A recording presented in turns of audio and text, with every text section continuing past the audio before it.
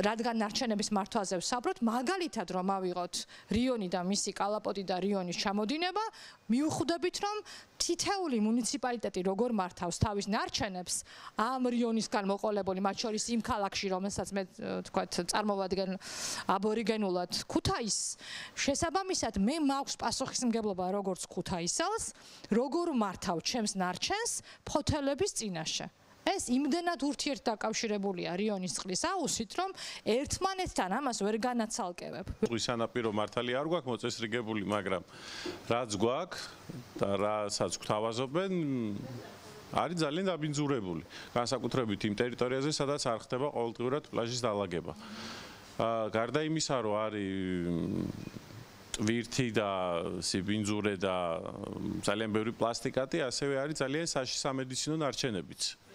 წარმოებები, რომლებიც თქვა თევზის გადამუშავებაზე მუშაობენ, რაღაც ანუ არის იქ აი ეს ცხიმები, რომელიც ზედმეტი, ანუ გადასაღვრელია და რაღაც ჩაიღვრება რიონში. გარდა ამისა, მოგეხსენებათ სხვადასხვა წარმოებები ღვრიან თავიანთ ნარჩენებს, რაც ქიმიურადაც არის საშიში ნივთიერებებით სავსე რაღაც, მაგრამ ცხიმები. აი ეს ცხიმი დილით როცა მიდიხარ, აი თეთრი ქაფი ადევს რიონს ხიდს რო გადადიხარ და მე რა ხდება, იცით, აი ეს დიდი როგორც ცელოფნის აპკი პარკისგან გაკეთებული ისეა და იმის ქვემოთ უკვე იხტიოფაუნა, იხტიოფლორა აბსოლუტურად ნადგურდება, იმიტომ რომ ის ცელოფანი რო დაგახუროს თავზე გაცმა ხო ვერ ისუნთქ.